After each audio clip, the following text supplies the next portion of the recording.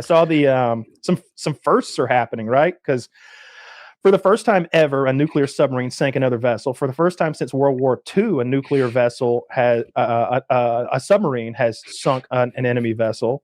Really? The Israelis. It's been that long? When's the last time we fought anybody who had a boat? I don't know. Right. It was Iran in the 80s or something. Wait, you mean the first time we've done it since World War II? First time anyone's done it. Damn. When's the last time anyone fought anyone who had where one side had boats and the other side had submarines? That's advanced warfare. I would have thought at some point North Korea would have got wild with it. But maybe it hasn't. So those are all first. That footage of the torpedo going off under that Iranian boat is terrifying. It creates apparently this air bubble underneath the keel, throws the whole vessel out of the water, breaks its back, and then the thing sinks quickly. There were 150, 175 sailors on that thing. Last I heard, they'd saved 30. How far away was the shot taken from? Like, how far away did we engage? That torpedo has a maximum range of like 14 miles. From the periscope footage, they looked considerably closer than that. Like, it's hard to tell because of magnification, obviously, but they were filling up the scope. You know, the vessel was filling up the scope. It seemed like they were close, like hundreds of meters is what it appeared. So does that mean our subs are like truly undetectable? Because there's no way Iran wouldn't have some sort of. Oh, they have nothing. They don't have anything to detect our subs. No. You would need sub-detecting aircraft dropping sonar buoys. You would need and the entire infrastructure that supports that, like we do. Like we have that. Maybe China does. I don't know. But like nobody's detecting our sub. The Iranians were not going to detect that sub. Also, they were leaving some sort of military conference. They weren't like. They were in like the Indian Ocean or something like that. They were leaving India, I think. I think they had the head of their navy catching a ride home on that thing. Like their admiral was on the boat. Like the head of the Iranian Navy was on that boat. And this was after we had like destroyed the rest of their navy. They was kind of out of a job anyway. They waited to the moment it was out of Indian waters, Indian territorial waters, and it was technically in international waters, but still in the rescue zone for India, and then they sank them. Like they were stalking that was them. Their like borderline last ship, and I guess last admiral. I don't know. They don't have a lot of ships. Last I heard was 20 of their vessels had been sunk. It's hard to tell how big those are. I don't know what a corvette looks like or whatever. You know what I mean? I don't know how many men are on various boats and stuff like that. I have no idea. But they've claimed to have sunk the entire Iranian Navy. Iran has about 25 diesel subs, like attack subs. Haven't heard anything about those. I bet there's some cool shit happening right now that we're not hearing about. I bet there's American hunter-killer subs in the Strait of Hormuz stalking diesel subs and fighting them and killing them. I bet that's happening right now. Maybe. And the diesel subs would have zero chance whatsoever. If they turn their engines on. fucking float, boys. Just don't move. Nobody move. Nobody fart. It's just laying sideways on the bottom. Like we're safe here. Fish. I mean, the U.S. military is second to none when it comes to blowing shit up. All the Iraq wars started like this. Syria looked like this. Like it feels like we can break shit with our missiles and our air force. After that, we're not so good anymore, and we're spending $1 billion a day. It's going to make tax season somehow even more frustrating than it already was. Right? Like, are you serious, man? I really should have done my taxes a month ago, so I wouldn't have to sit there and be like pieces of shit paying for another Middle Eastern war.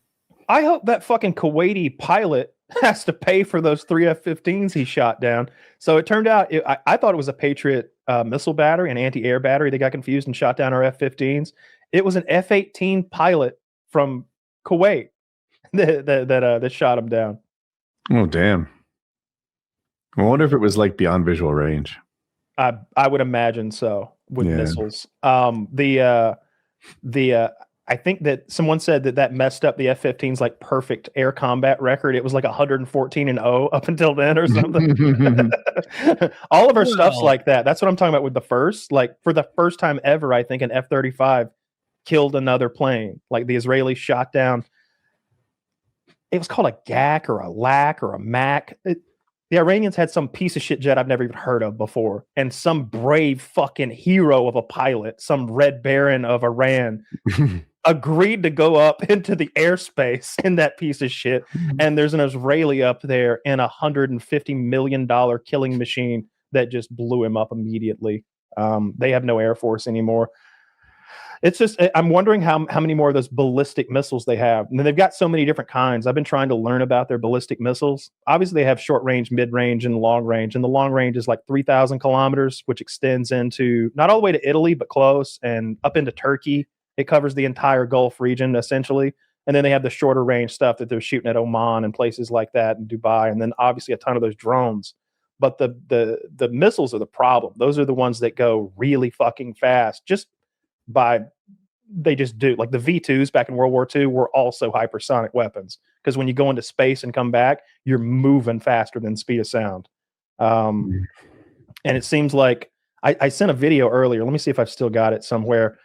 Yeah, look at this. This is I'm going to butcher the pronunciation, a Karamshar missile with 80 warheads targeting Ben Gurion Airport in Israel.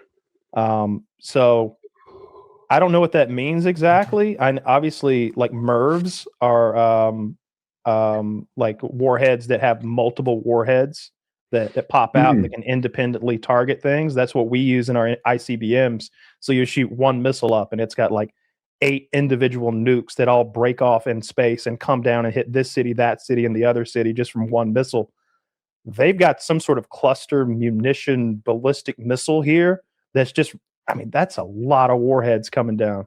You're not going to intercept that. Hit the ground. That video doesn't show that. I was very annoyed. Not only doesn't it show it, it doesn't even let us listen for like the crackle in the distance. You don't even get that.